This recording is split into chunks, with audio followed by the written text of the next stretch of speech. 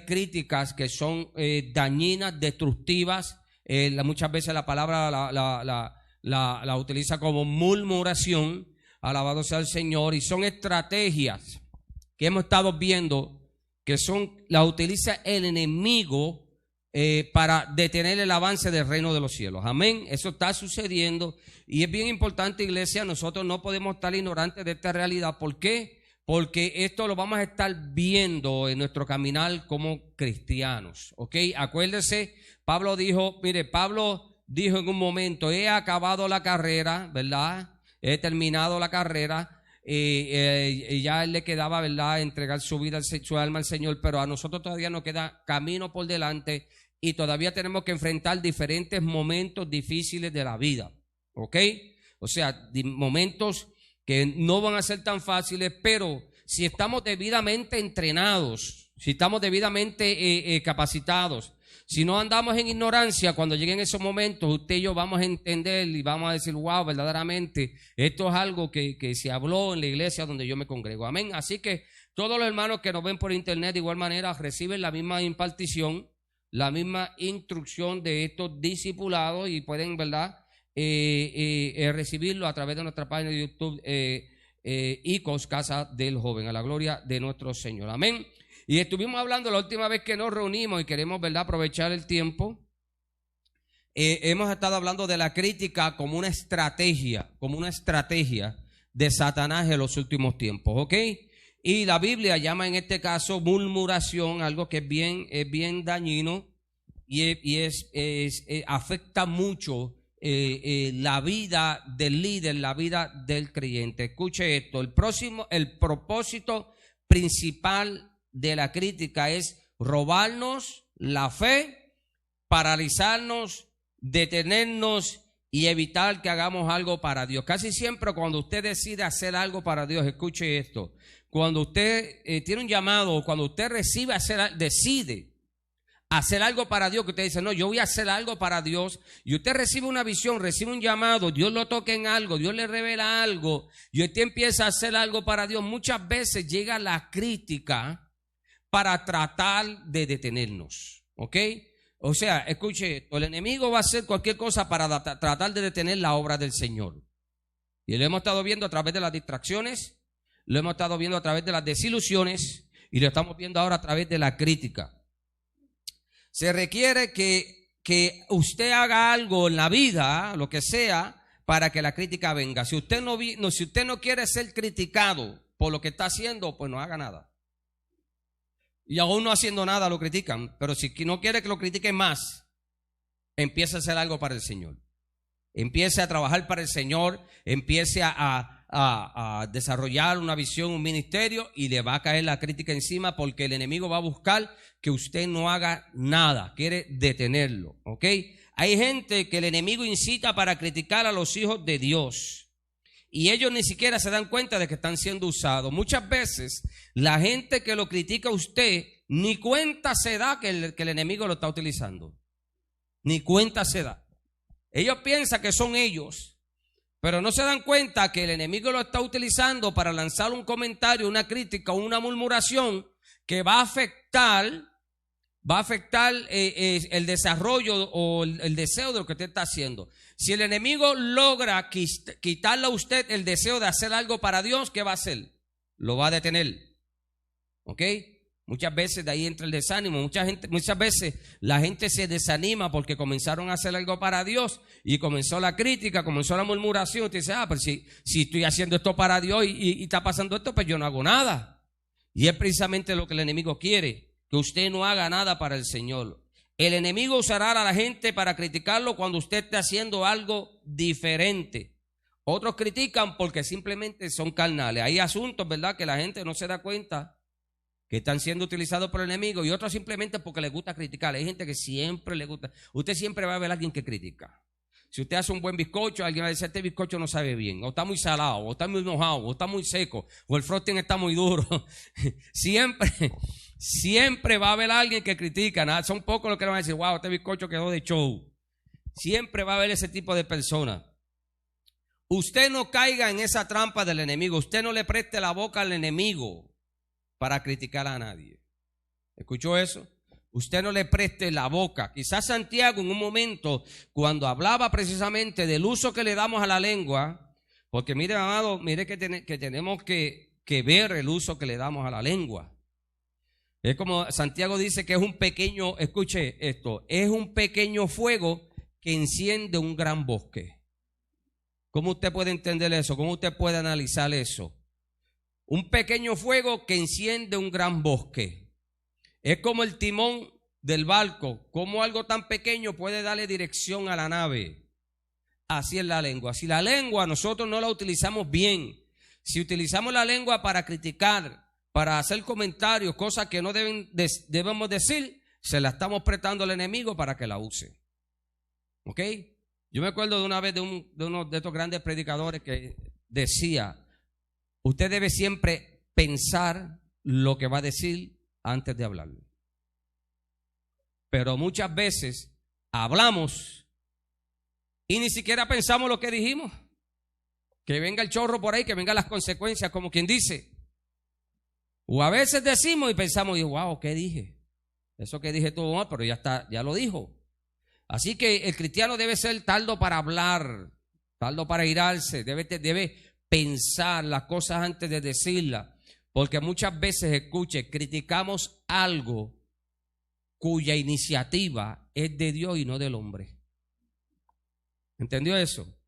A veces criticamos algo que el que sembró eso en el corazón del individuo fue Dios y no fue el individuo mismo.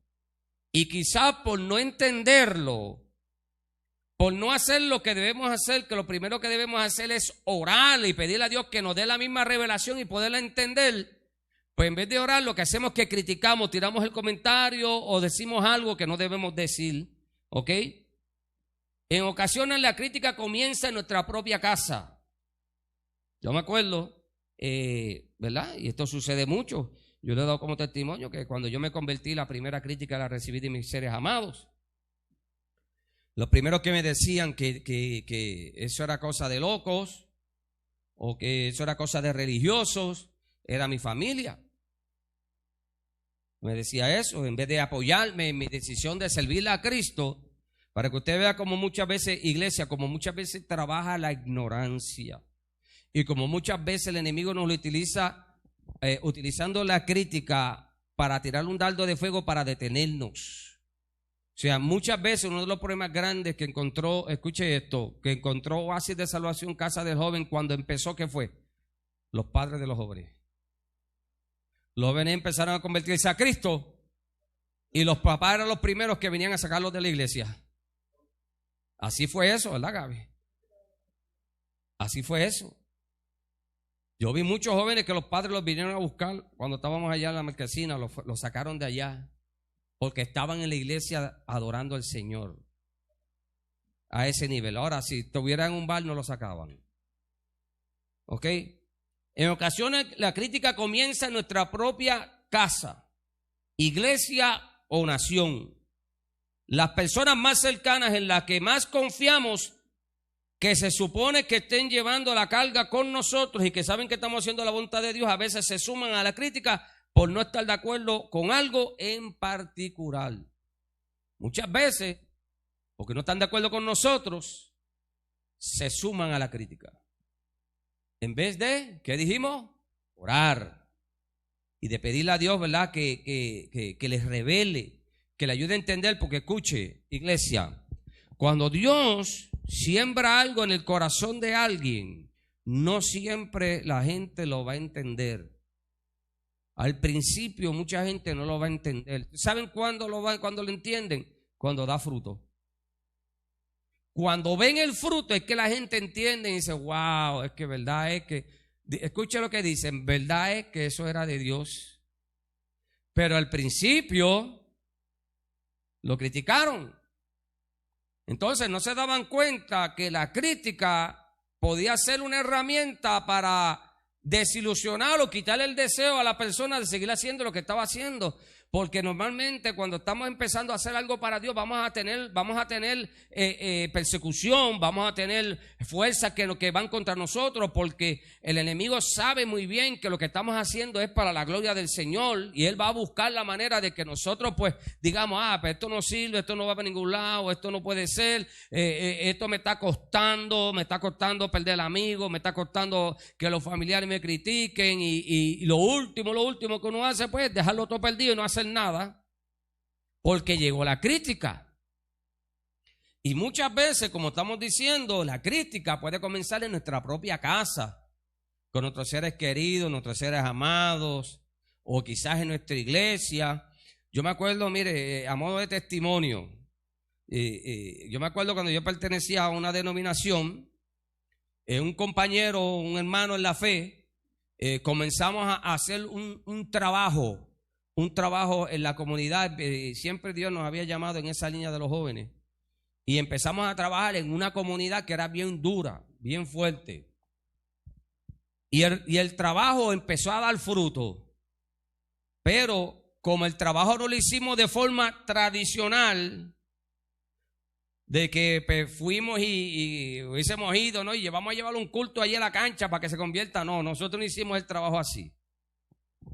De hecho, eso ya no está funcionando, ¿sabe? Nosotros empezamos a jugar baloncesto con los muchachos del barrio. Y en lo que jugábamos baloncesto con los muchachos del barrio, le sembrábamos la semilla. No, vamos a orar antes de empezar a jugar. Y ¿te acuerdas, mi amor? Eso fue allá en Pulguilla. Y en el juego adorábamos al Señor, y al final del juego orábamos y llevábamos una palabra, y llegamos al momento, amado, en que se metían a la iglesia 15, 20 jóvenes de la comunidad que nunca llegaban. ¿Por qué? Porque empezamos a jugar baloncesto, pues esa fue la visión que Dios nos dio. El asunto fue que las personas de la iglesia empezaron a criticar. ¿Por qué? Porque los muchachos iban con gorra, se sentaban en corillo, no guardaban quizá, ¿cómo se llama? El orden como tradicionalmente. Y entonces pues los de más tiempo en la iglesia empezaron a criticar lo que nosotros estábamos haciendo, porque esos muchachos venían a hacer revolú en la iglesia. Al fin de cuentas no quedó ni uno, ¿sabe? No quedó ni uno de esos jóvenes que empezamos a ganarnos para el Señor en esa comunidad. ¿Por qué? Porque no entienden, y el que no entiende no le queda de otra que criticar. Porque no está de acuerdo o porque no entiende. Porque no ve el fruto, no espera a que el fruto llegue para entonces entender cuándo es de Dios y cuándo no es de Dios. ¿Ok? En un momento a Moisés le pasó algo así, cuando Moisés sacó al pueblo de Egipto, que empezó a caminar por el desierto, que el pueblo empezó a pasar por diferentes procesos. María y Aarón, sus hermanos, empezaron a criticarlo y a hablar de él, porque él había tomado unas decisiones. Ellos no estuvieron de acuerdo con esas decisiones que Moisés tomó, y ellos empezaron a criticarlo, y hubo juicio de parte de Dios sobre María y sobre Aarón. Al final María fue llena de lepra. ¿Sabe por qué? Porque es que Dios, cuando da algo y el que lo recibe empieza a hacerlo, y hay gente que critica, Dios no ve bien a aquellos que critican lo que Él mandó a hacer. Por eso tenemos que tener mucho cuidado cuando criticamos, cuando hablamos, cuando decimos, porque no sea que estemos haciendo fuerza contra algo que Dios está poniendo. ¿Entendemos? Yo estoy seguro que en estos tiempos en que la venida de nuestro Señor Jesucristo se acerca, porque si usted no se ha dado cuenta, Cristo está a las puertas.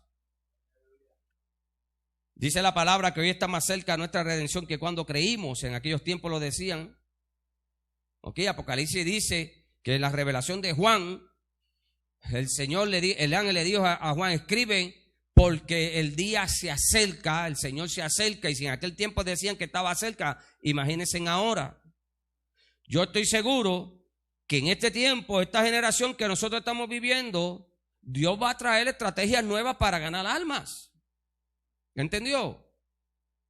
Y si nosotros estamos pegados a lo tradicional, a lo que hacía hace 20, 30, 40 años atrás, para ese tiempo funcionaba, pero para ahora no funciona. Y Dios va a traer estrategias nuevas, Dios va a poner ideas nuevas en los corazones, Dios va a poner en los corazones formas nuevas de hacer las cosas, porque acuérdese de algo, el pez usted lo pesca con el anzuelo correcto y la carnada correcta. Usted no va a pegar todos los peces con el mismo anzuelo. ¿Entendió? Y en la medida en que Cristo se está acercando, Dios va a seguir poniendo cosas en los corazones y una de las grandes cosas que Dios está rompiendo es el espíritu de religiosidad. Dios está rompiendo cosas que antes pues la gente decía no, que no es, pero que ahora es. ¿Ok? María y Aarón hablaron contra Moisés, criticaron a Moisés por una decisión que él tomó y fueron contaminados. ¿Por qué? Porque la crítica tiene la tendencia de contaminar. Acuérdese que cuando alguien critica, no critica delante de un espejo mirándose a la cara. Cuando alguien critica, se acerca a otra persona para criticar. ¿Ok? Y si la persona que está recibiendo la crítica no es suficientemente madura, ¿qué va a hacer? La va a recibir y la va a pasar para adelante. Aparte de la misma que criticó, va a seguir criticando a otras personas o hablando a otras personas y va a crear cargas, un ambiente pesado, presión, porque no está de acuerdo o porque no entiende. Escuche algo, que usted no esté de acuerdo o que no entienda, no es razón para criticar. Si usted no está de acuerdo con algo, no lo entiende, ore o pregunte. Amén. Mire esto. La iglesia está dejando de ser un organismo espiritual. Esto es bien importante. Y se está volviendo cada vez más carnal, natural y emocional. ¿Entendió eso? Nosotros somos un organismo espiritual, somos un organismo que recibimos revelación continua de parte del Dios del cielo. Cuando la revelación se corta, cuando deja de haber revelación, comienza lo carnal a operar. La revelación no necesariamente va de acuerdo a lo carnal. Y cuando un pueblo deja de recibir revelación, cuando le cierra la puerta a la revelación continua de Dios, la iglesia se vuelve emocional, tradicional y carnal. ¿Por qué esto es importante entenderlo? Porque Dios tiene un plan que está desarrollando con su pueblo. ¿Cuántos lo saben? El arquitecto, el ingeniero, el fundador de todo esto se llama Dios. Y Él va a ir haciendo los ajustes necesarios de acuerdo al tiempo y a la época y a la generación y a la mentalidad, a la generación que esté corriendo en ese momento para atraerlos al reino. ¿Ok? Por eso es que doctrinas y dogmas que antes se predicaban y supuestamente salvaban, hoy no convencen a nadie. Al contrario, mucha gente ha tropezado a causa de eso. Las críticas de quienes no entienden las cosas del Espíritu han hecho retroceder a muchos hombres y mujeres de Dios. Hay gente que han empezado proyectos, hay gente que han empezado visiones, hay gente que han empezado o continuado lo que Dios ha puesto en sus corazones. Cuando ha llegado la crítica, cuando ha llegado la murmuración, muchos de ellos se han detenido porque no aguantan la presión de la crítica. En un momento Pablo dijo, si yo agradara a los hombres, dejaría de ser siervo de Jesucristo. ¿Por qué? Porque el siervo de Jesucristo recibe la instrucción directa del Hijo, de Cristo. Y muchas veces los hombres no están de acuerdo con eso. Como yo le he dicho anteriormente, y parte de lo que forma la visión y nacimiento de Oasis de Salvación Casa del Joven, a nosotros nos criticaron mucho por el estilo de esta iglesia. Fue una crítica, pero fue bien fuerte. Una crítica bien fuerte. De diferentes maneras. O sea, sobrenombres. Nos ponían sobrenombres. Nos sacaban el cuerpo. En las actividades que íbamos, nos tiraban indirectas desde los altares. Sí, sí, cuando nosotros nos empezamos a integrar con estas congregaciones, tú sabes, para integrarnos, pues lo que recibíamos éramos palos en los cultos, que a veces, en una actividad que fuimos en una casa, yo tuve que decir a la gente, muchachos, vámonos de aquí, porque aquí lo que estamos cogiendo son palos. Indirectas de todas clases, indirectas, directas también, y directas. Que si por lo menos yo y mi esposa y mis hijos, que Dios nos usó para levantar esta obra, no hubiésemos hecho caso a esas críticas, yo hubiese dicho no. Lo primero que hubiese dicho es que esto no es de Dios. Porque que si la iglesia de Peace and Love, así nos decían, mi gente. ¿Te acuerdas, Miguel? ¿Tú te acuerdas de eso, Gaby? La iglesia de Peace and Love nos decían. Sí, porque en esa iglesia se abrazan y se besan mucho, porque como estábamos en una unción tan linda de parte de Dios y en un amor tan grande, usted llegaba a la iglesia y eso era todo el mundo amándose y besándose y abrazándose. Entonces nos decían la iglesia de Peace and Love porque siempre nos veían alegres y a mí me dijeron un montón de cosas, pero si hubiésemos hecho caso a eso, no estuviéramos aquí 9 años después. O sea, escuche, la convicción es un antídoto ante la crítica.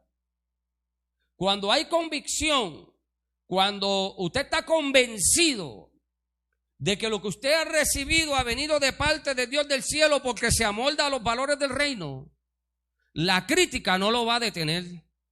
¿Entendió? ¿Por qué? Porque si usted se pone a mirar la crítica y deja de ver el fruto de una iglesia de jóvenes que se están convirtiendo y están amando a Dios, si usted deja de ver el fruto y mira la crítica, usted va a abandonar la visión. Por eso, una de las estrategias que utilizó el enemigo contra esta congregación específicamente fue la crítica, la murmuración, el señalamiento, que si lo revoltó, la iglesia de los jóvenes revoltosos, que si iban a la calle a hacer revolú, que si se metían a McDonald's y allí formaban un culto y salían hablando en lengua y un montón de cosas. Así era eso. ¿Ok? La crítica puede traer muchas cosas. Ok, claro, a mí me dijeron falso profeta. A mí me dijeron en la cara hereje. En la cara, sí. Pregúntale a esa señora que está ahí. Me dijeron que yo era un hereje, que era un falso profeta y que la iglesia le daban meses de vida. Eso es lo que nos decían. Eso ahorita se le quita la fiebre y se va. Así, mi gente. Pero gloria a Dios que la visión era de Dios y no de hombre. Yo elijo ser criticado por hacer algo que ser ignorado por no hacer nada. Amén.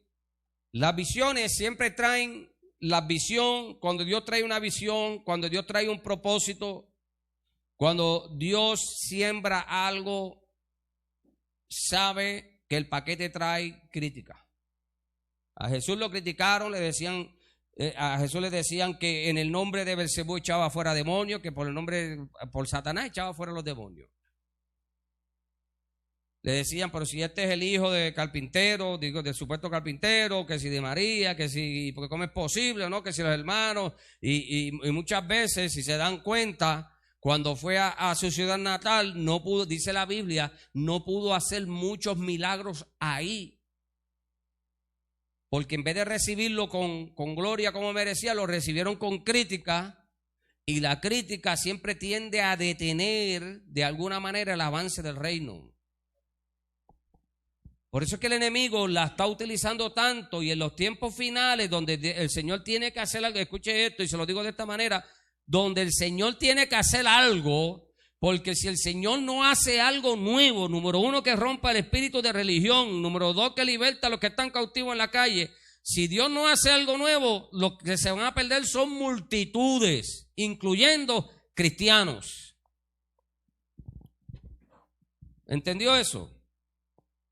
Ahora, no es fácil bregar con la crítica, porque la crítica es un dardo. La crítica es un dardo, la crítica golpea el corazón. La crítica llega a las emociones del individuo, llega a la estima, a la valía del individuo. O sea, la crítica va a atacar de alguna manera lo que está sembrado en tu corazón, ¿sabe? Y hay que buscar la manera de que usted trabaje con la crítica, de que no le haga daño. Porque si usted, por ejemplo, al principio que yo me convertí al Señor, si yo hubiese escuchado la crítica de los seres que más amaba, yo no estuviera aquí hoy, yo estuviera en el mundo, no hubiese seguido creciendo en el Señor, porque la crítica era constante. Es como, imagínese esto, usted está en su sala leyendo la Biblia y un ser querido va por la ventana a decirle que usted está loco. Que eso no es para mí, que eso no lo puede leer todo el mundo, que si pito y flauta.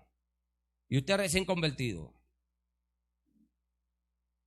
Eso va a llegar. Ahora, hay una solución de usted trabajar con la crítica. No siempre es sencilla, porque nosotros los seres humanos siempre tendemos a responder y a contraatacar por naturaleza. O sea, tú me tiras, yo te tiro. Si no puede, si está siendo criticado, si usted quiere permanecer en la voluntad de Dios, no puede prestar atención a quienes los critican. Si usted agarra esa crítica y la mete en su corazón, va a ser contaminado. Porque el primero que sabe que la crítica no es verdad es usted mismo. Nadie le va a desmentir lo que usted sabe. Si usted tiene convicción de algo, usted sabe que lo que están diciendo usted es mentira. Entonces, ¿por qué lo va a creer? Muchas veces nos da coraje y qué sé yo, pero tenemos que aguantar esa presión. No preste atención a quienes los critican. Si es posible, ignore la crítica. Usted escúchela, pero ignórela. No deje que esa crítica se meta en su corazón. No dejar de hacer lo que Dios le ha mandado a hacer. Si usted está haciendo algo para Dios, no deje de hacerlo porque lo critiquen. Y tampoco responda a la crítica. Tampoco usted se vaya a pico con la gente que critican. Yo tuve mucha oportunidad de decirle, no, que el hereje eres tú, religioso, y tú eres un de bla bla, y no, pues no, nunca lo hice. Nunca lo hice porque no era, número uno, porque yo tenía seguridad en mi corazón de lo que Dios me había dado. Y número dos, eso le iba a dar la razón a ellos de que yo no andaba en lo correcto. ¿Ok? Dice en Isaías, voy a buscar aquí en Isaías, y no es mi nieto, Isaías 50, versos 5 al 7. Por aquí, 50, ok, del 5 al 7, mire esto. El Señor, lo voy a leer en Nueva Versión Internacional, el Señor omnipotente me ha abierto los ojos. Cuando Dios te revela algo, lo que Dios lo que hace es abrirte los ojos en un asunto. Algo que tú no veías, algo que tú no entendías, algo que tú no sabías, algo que tú no ibas a hacer. Pero cuando el Señor te abre los ojos, Dios te trae una revelación, Dios te da una visión. ¿Ok? El Señor omnipotente me ha abierto los ojos y no he sido rebelde ni me he vuelto atrás. Ofrecí mi espalda a los que me golpeaban, mis mejillas a los que me arrancaban la barba. Ante las burlas y los escupitajos no escondí mi rostro. Por cuanto el Señor omnipotente me ayuda, no seré humillado. Por eso endurecí mi rostro como el pedernal y sé que no seré avergonzado. Lo que está diciendo ahí es que no importa lo que me estén diciendo, lo que me digan que van a hacer, yo voy a seguir hacia adelante. Porque yo estoy seguro que Dios está en el asunto. Amén. Ahora, la pregunta que podemos hacer en cuanto a esta estrategia de Satanás, porque es bien fácil usted decir, pues no voy a hacer nada para Dios para que no me critiquen. Ahora, la pregunta es, ¿usted está dispuesto a ser criticado por hacer la voluntad de Dios? Esa es la pregunta más importante, porque si usted está dispuesto a recibir la crítica a pesar ¿verdad?, a continuar haciendo lo que Dios le mandó a hacer, a pesar de que lo critiquen, usted está en el paso correcto. Porque la crítica usted nunca la va a detener. Siempre la crítica va a estar. ¿Ok? Esa es una de las estrategias más fuertes que tiene Satanás. ¿Está dispuesto a pagar el precio por lo sobrenatural? ¿Ok? Por manifestar milagros creativos, ¿usted se atreve a hacerlo? ¿Se atreve a pagar el precio por eso? Por prosperidad, crecimiento y todo lo que Dios quiere darle a sus hijos. ¿Está dispuesto a perder su reputación por Jesús? Por sanar al enfermo, liberar al cautivo, predicar las verdades del reino de Dios. ¿Está dispuesto a preparar el camino para la segunda venida de Cristo? Si usted está dispuesto, usted va a ser criticado. Usted haga lo que Dios le está diciendo y aunque la crítica venga, yo estoy seguro, mire, que mucha gente ha sido criticada por estar en esta iglesia. Yo estoy seguro de eso. Y hay gente que le ha dicho, pero tú vas para allá, para la iglesia de los jóvenes, que si esto, que si lo otro, que si los revolú, que si pito y flauta. Si es la voluntad de Dios que usted está aquí, usted va a permanecer aquí, no importa lo que la gente diga. Porque está con un propósito. Acuérdense que el propósito de Dios siempre está primero. Amén. ¿Algún comentario antes de pasar a la próxima estrategia? Mira, iglesia, yo estoy dando un poquito más rapidito en cuanto a esto. Ya hemos discutido 3 estrategias: distracciones, desilusiones y la crítica. No pierda de perspectiva esto, iglesia, porque todo esto va a venir, o sea, vino, está y vendrá. Siempre va a estar. ¿Ok? Ahora mire esta que vamos a discutir es una de las estrategias más, por decirlo de esta manera, más sucias de parte del enemigo de las almas. Aunque él no tiene nada limpio, pero esta estrategia es fuerte. Y la próxima estrategia que vamos a discutir es las traiciones. Las traiciones, la palabra misma tiene peso en sí. ¿Ok?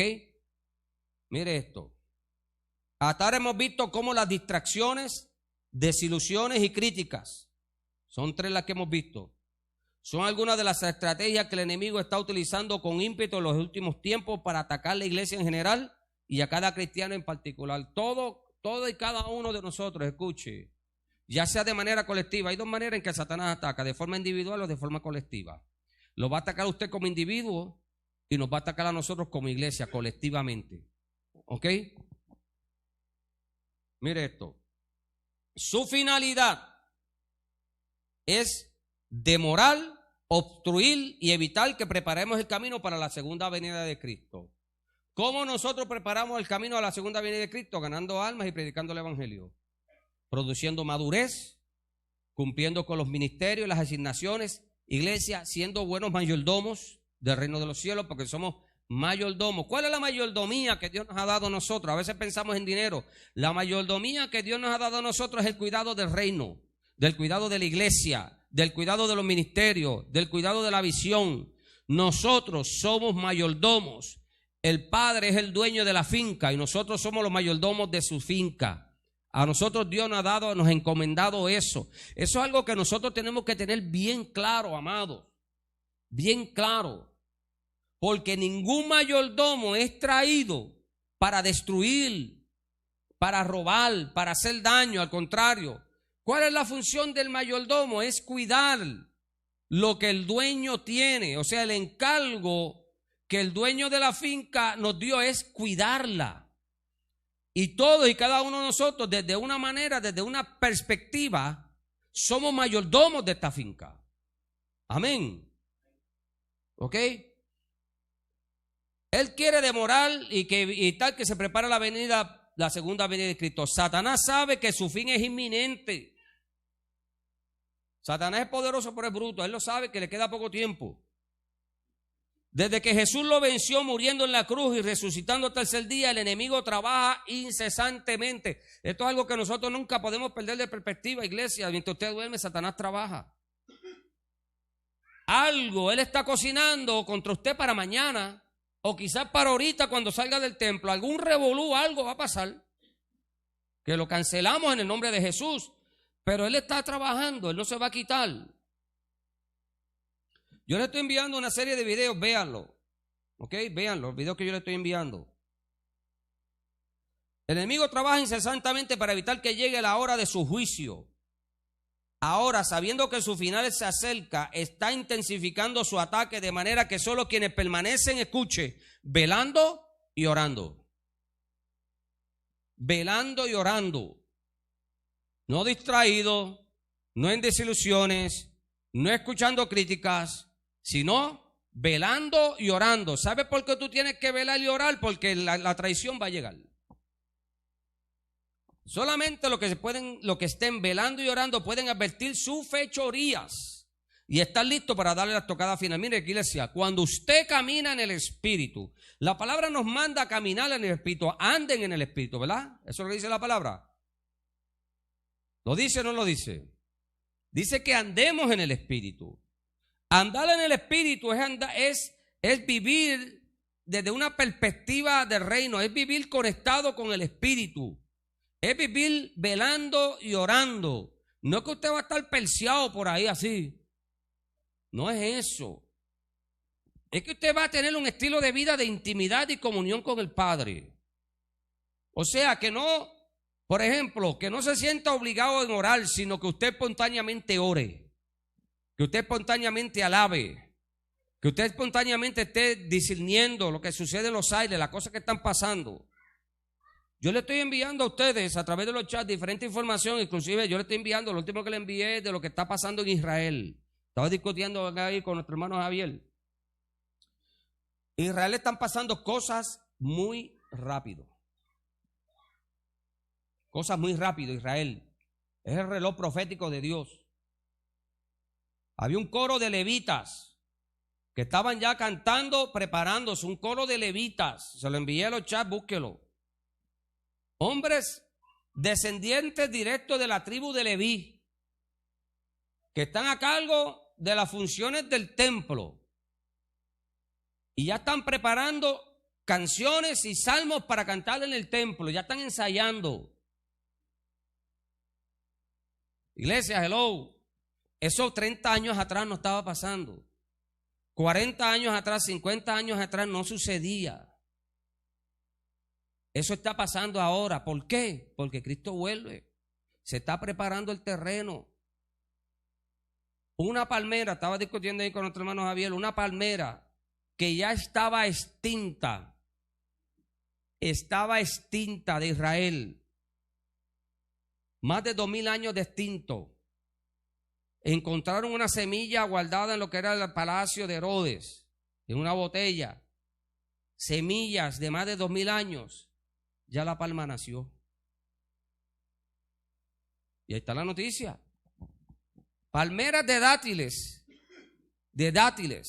que era parte del alimento de los tiempos bíblicos, ya se habían extinto, ya se habían acabado, ya nacieron, ya están esperando que dé fruto. Hello, estemos pendientes, las cosas se cumplen en nuestra cara, la higuera está reverdeciendo. ¿Ok? Ustedes tienen que estar pendientes de lo que está pasando con Israel. Ahora mismo lo único que necesita Israel para poder comenzar la adoración es el templo, porque ya tienen todo.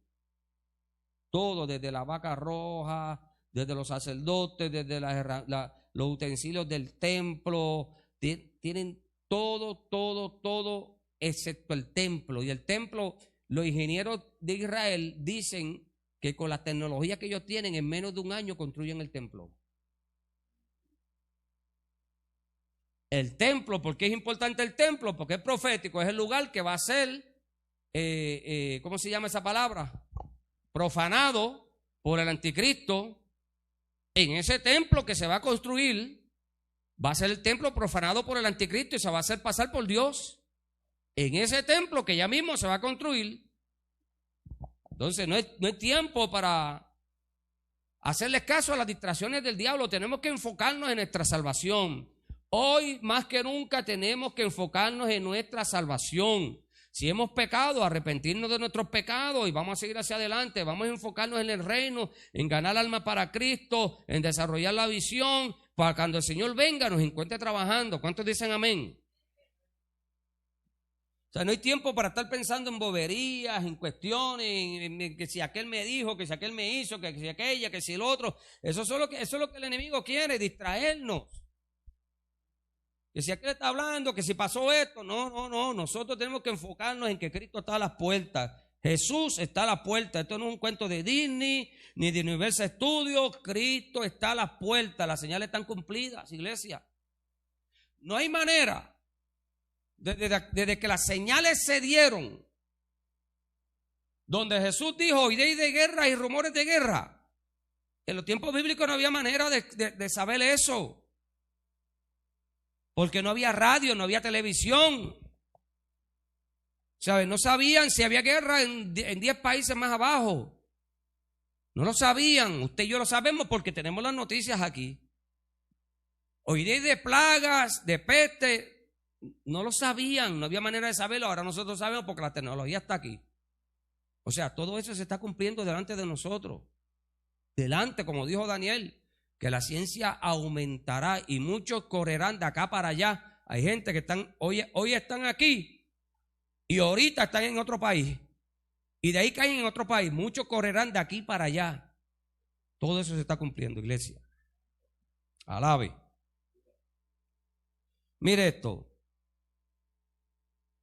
La traición es una de las estrategias más diabólicas, más fuertes que el enemigo utiliza.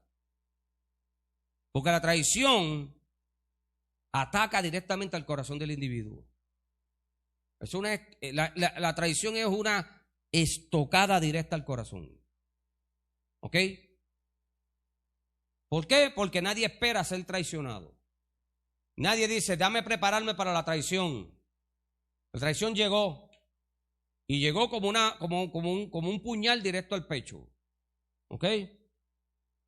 Este espíritu está metido en todas las esferas de la sociedad. No estamos hablando simplemente de la iglesia. En todas las esferas de la sociedad está metido este espíritu. Incluso en la iglesia. La traición ha sido uno de los ataques es uno de los ataques más duros de parte del enemigo. No todo el mundo se levanta y se pone en pie después de una traición. No todo el mundo es el mismo después de una traición. No todo el mundo vuelve a recuperar lo que perdió después de una traición. ¿Entendió eso? O sea, cuando la distracción no te hace nada. Cuando la desilusión te dio un cascarazo, pero te sacudiste y te levantaste. Cuando la crítica, te hiciste pichaste pa' loco y no escuchaste nada. Cuando esos tres no pudieron, entonces la traición te va a golpear. ¿Ok? Mire esto. Dice en Mateo 24. Voy a estar buscando la nueva versión internacional. Mateo 24, versículo 10. En aquellos tiempos, cuando está hablando de las señales del fin, acuérdense, en Mateo 24, Mateo 25 habla de las señales del fin antes y después de la tribulación. ¿Ok?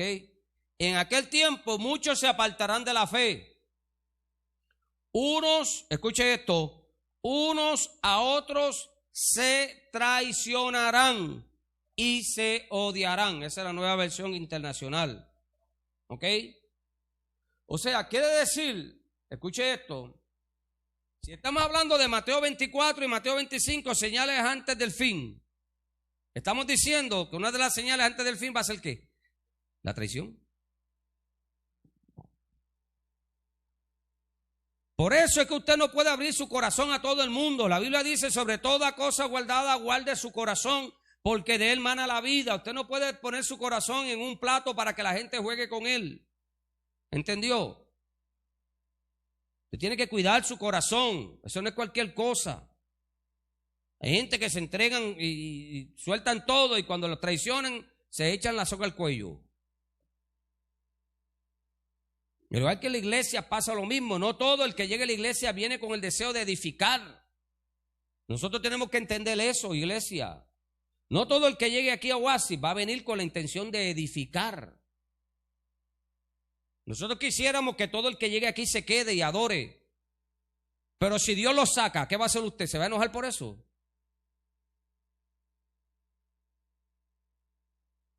Si no dan fruto, si traicionan, si hacen cosas que afectan la vida de la iglesia, ¿usted quiere que se queden? Que se vayan.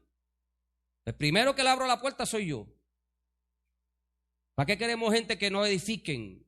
Aquí necesitamos gente que edifiquen, que construyan, que amen de corazón, que quieran madurar, que quieran crecer, que quieran llegar al cielo, que aprendan a someterse, que sepan a honrar a sus líderes. No gente que venga a crear problemas. ¿Para qué quiere gente que quiera dar problemas? Meta gente que problemática en su casa, a ver si usted los va a soportar. La gente problemática que se convierta a Cristo y comiencen a edificar en la casa del Señor. Amén. No hay nada peor que invertirse en gente que resulta ilegítima. Usted invertir tiempo en personas que al final de cuentas no valoraron su inversión, su esfuerzo, su consejo, su oración, sus recursos, y que al final de todo eso te traicionan. Eso es lo peor. Mire esto. ¿Qué es la traición? Según la concordancia Strong 2002, en su lenguaje original, la Biblia traduce la palabra traición de la siguiente manera. En hebreo usa el término ma'al, M-A-A-L, que significa actuar encubierta o traicioneramente. ¿Ok? Eso en hebreo.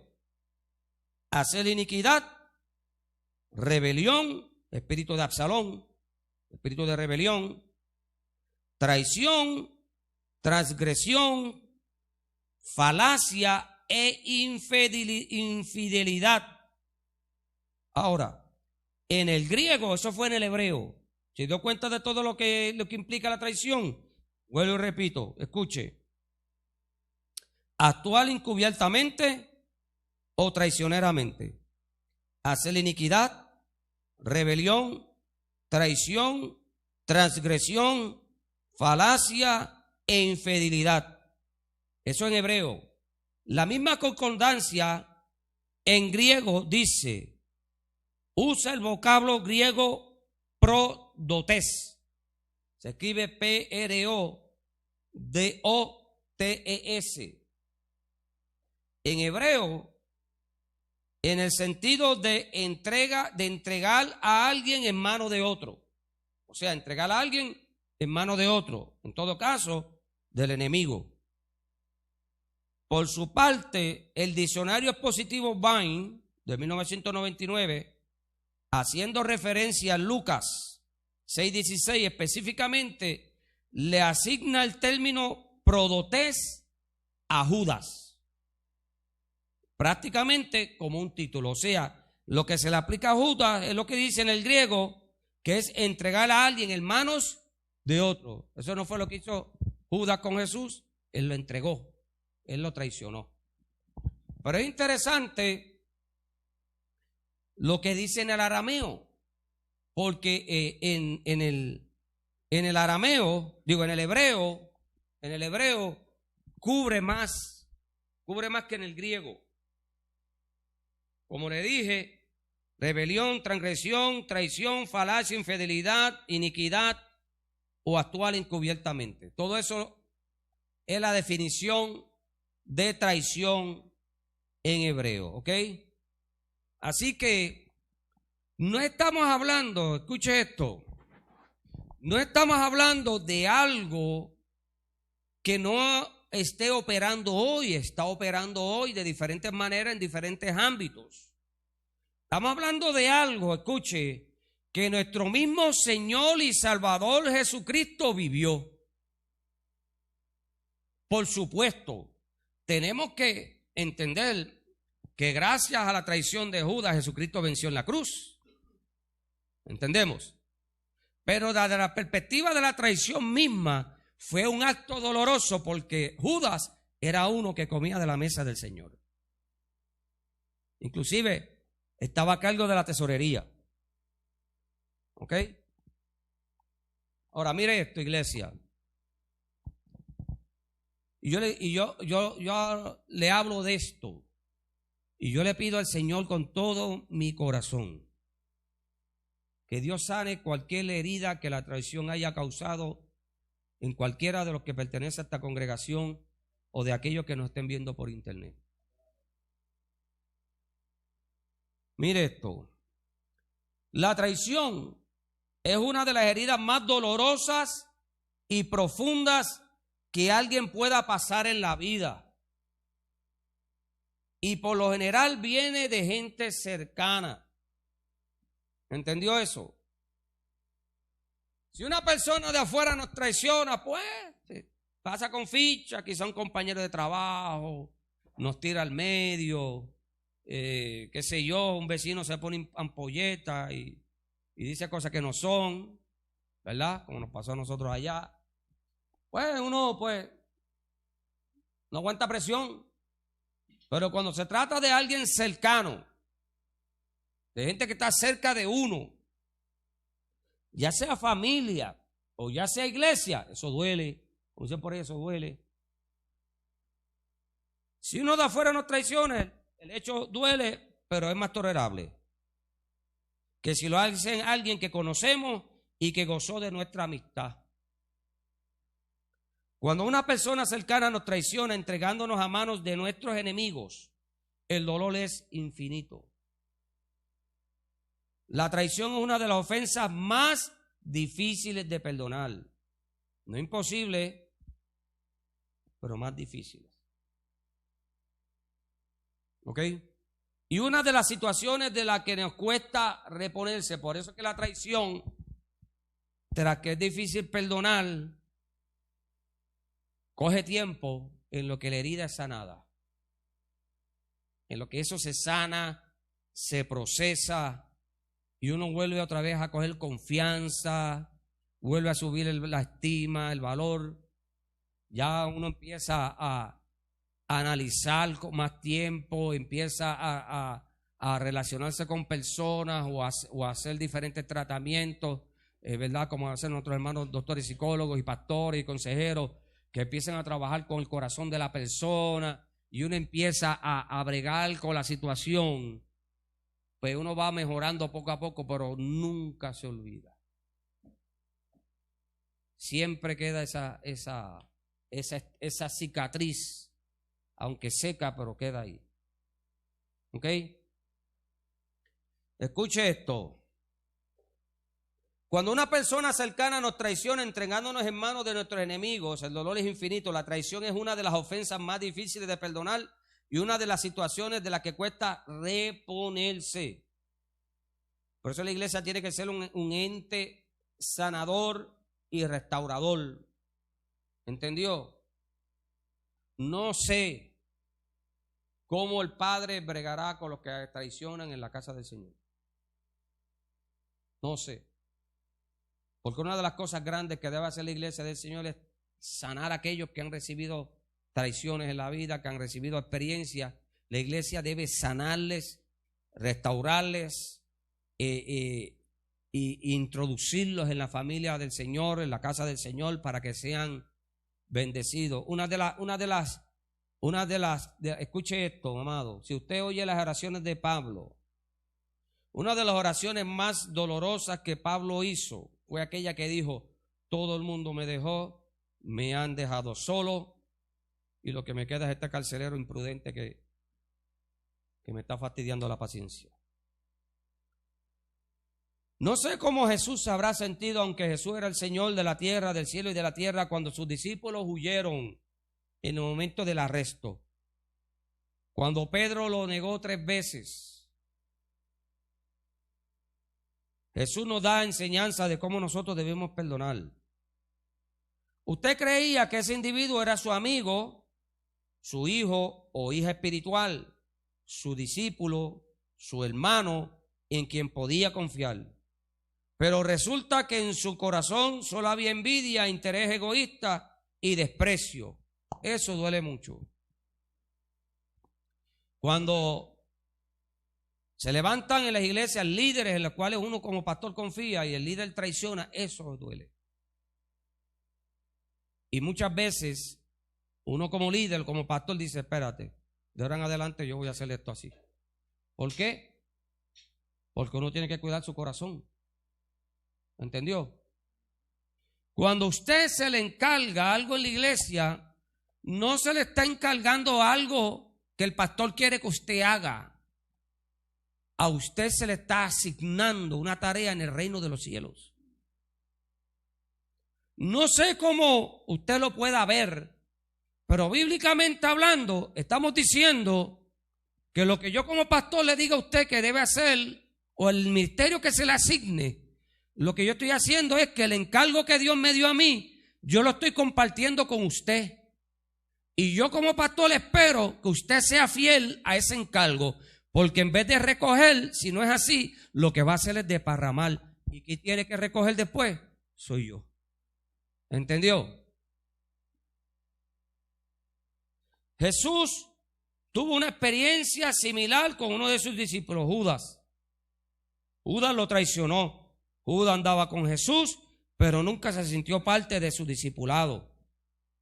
Judas vio al Hijo de Dios obrar milagros, señales, maravillas. Judas estuvo ahí, fue uno de los 12 enviados y después estuvo entre los 72 enviados y sanó, hizo milagros y vio a Jesús hacer milagros, resucitar a Lázaro, limpiar leprosos, multiplicar panes y peces, sacar monedas de la boca de un pez. Judas vio todo eso.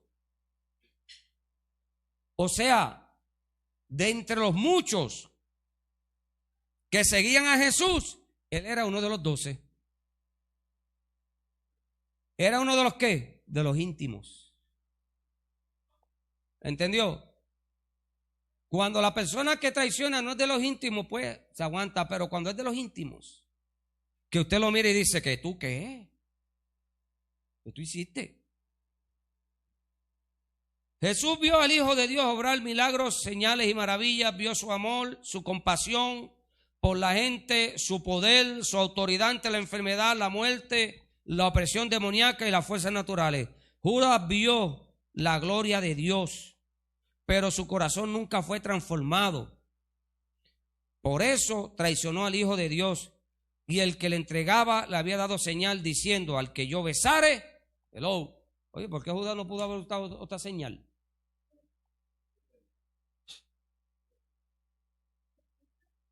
Judas pudo haber dicho, este es.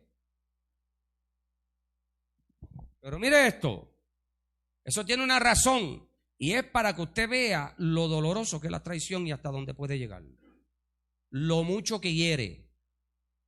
¿Por qué Judas lo besó? Porque Judas era de los cercanos, de los íntimos. Y quizá era una costumbre besarse la mejilla. Y quizá con esto probarle a los sacerdotes que él era uno del círculo de Jesús.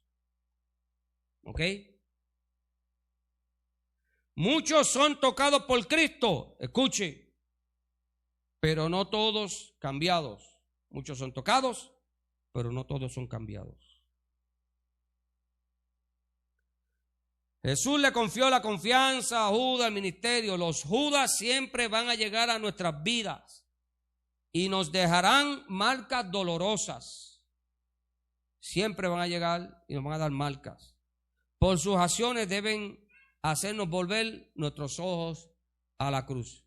Cuando la traición llegue, mira a la cruz. Porque en la cruz murió uno que nunca te traicionó. Amén.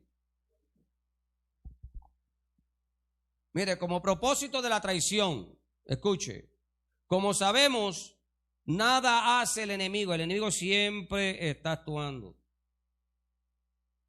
Mire, iglesia, créame lo que le voy a decir. La traición es donde más duelen, donde uno de los ámbitos donde más dolorosos de la traición es en las iglesias. Porque no se espera que suceda. No le espera a uno. Como sabemos, el enemigo Nada hace el enemigo que no tenga un propósito definido. El Satanás siempre tiene un propósito. Estamos en medio de una guerra espiritual. Esto es algo que a la gente siempre se le olvida. No sé qué concepto, y quizás debamos pedirle a Dios discernimiento o revelación en este asunto, que de alguna manera Dios nos muestre, que podamos ver de qué se trata la guerra, o que la podamos entender. Estamos en medio de una guerra espiritual entre dos reinos, el reino de luz por un lado y el reino de las tinieblas por el otro. ¿Usted sabe por quién pelean ambos reinos? Pelean por usted y por mí. Ambos nos quieren de su lado. ¿No entendió eso? Jesús quiere su alma y Satanás también. Jesús quiere tu alma para salvarte y utilizarte para sus planes, y Satanás quiere tu alma para condenarte y usarte para tus planes, sus planes también. ¿Cuántos se han dado cuenta que para que el enemigo haga algo tiene que utilizar gente? No hay de otra. Escuche, porque para operar legalmente este mundo, para operar legalmente en este sistema del mundo, tiene que tener un cuerpo. ¿Entiende eso? Por eso es que Satanás opera de forma ilegal, porque Satanás no tiene cuerpo, es un espíritu, pero cuando consigue un cuerpo logra operar legalmente. Por eso Dios, para operar en este mundo, ¿qué hizo? Se hizo de un cuerpo.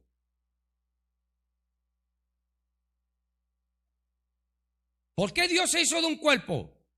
Para poder operar en este mundo y demostrar su deidad a través del cuerpo. ¿Qué cuerpo utilizó? El de su Hijo. Se hizo carne. El enemigo necesita un cuerpo para operar. Pues mire, estaba el cuerpo botado por ahí utilizándolo. Pero escuche esto, los que están por ahí botados ya los tiene. Y los que están por ahí botados, escuche, no le hacen tanto daño al reino de los cielos. Ahora, si dentro del reino de los cielos logra tener cuerpos aquí, entonces va a hacer algo. ¿Por qué usted cree que los satanistas envían qué a las iglesias?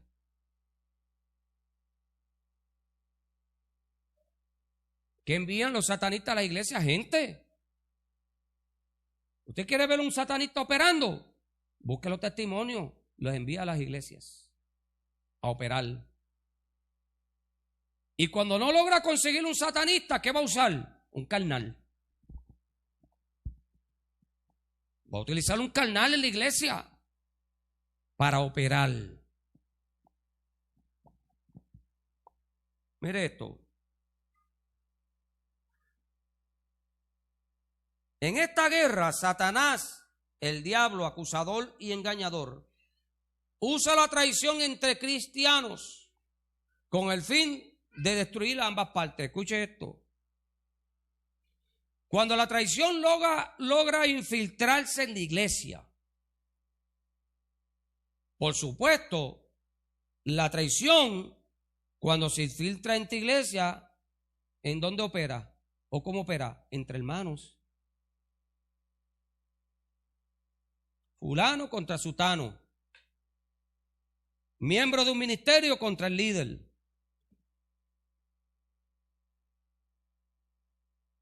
Mire esto. Usa la traición entre cristianos con el fin de destruir ambas partes. Destruye ambas partes. Tanto a quien traiciona como al traicionado. El que destruye al que traiciona, el que tiene el efecto de traicionar, como el que recibe la traición. Ambas partes son destruidas.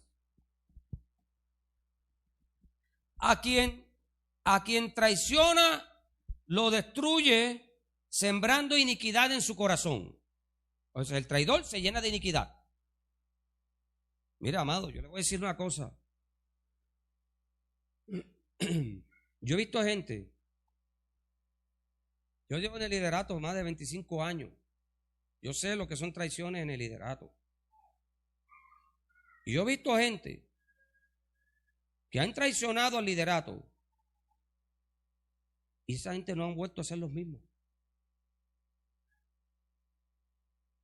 No han vuelto a hacerlo, se lo garantizo que no han vuelto. Si en algún momento tuvieron unción, la perdieron. Y son fantasmas hoy en día. Y muchos están, y aunque estén en la iglesia, no son los mismos. Sus efectos en ellos y en sus familias es devastador. Porque acuérdase que el traidor le abre una puerta ¿a quién? Al diablo. Que lo hace perder su comunión con Dios. Al traicionado, o sea, al que recibe la traición, lo destruye amargando más y más su corazón. El que recibe la traición, su corazón comienza a amargarse porque es que la traición es muy fuerte y dolorosa. Si una persona que no logra recibir ayuda a tiempo o no tiene las herramientas para trabajar con la traición, esa traición se va a convertir en una raíz de amargura.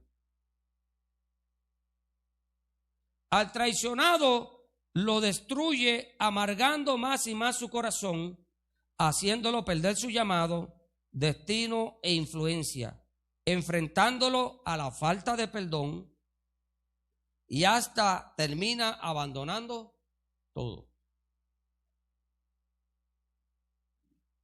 La falta de perdón es una de las herramientas, de las consecuencias más fuertes de la traición.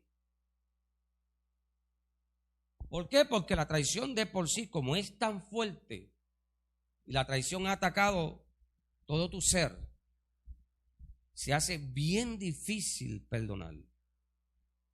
Por eso Jesús, cuando habló del perdón, Jesús dijo que perdonemos a nuestros enemigos, que perdonemos a los que nos hacen mal. Y dijo más, que oremos por ellos. ¿Sabes por qué? Porque es la medicina para la traición. Cuando usted logra perdonar de corazón al que lo traicionó, y cuando usted logra orar por esa vida, presentarlo delante del Señor y pedirle al Señor que tenga misericordia de esa vida, su corazón ya ha sido sano.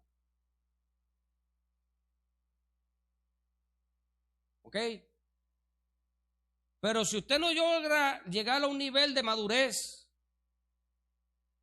de asimilar la traición, usted se va a amargar toda la vida. Toda la vida se va a amargar. El propósito de la traición es detenernos y evitar que cumplamos el llamado de Dios en nuestra vida. O sea, cuando Satanás no logra detenerte de alguna manera, va a utilizar algo. De traición le puedo contar yo y escribir un libro.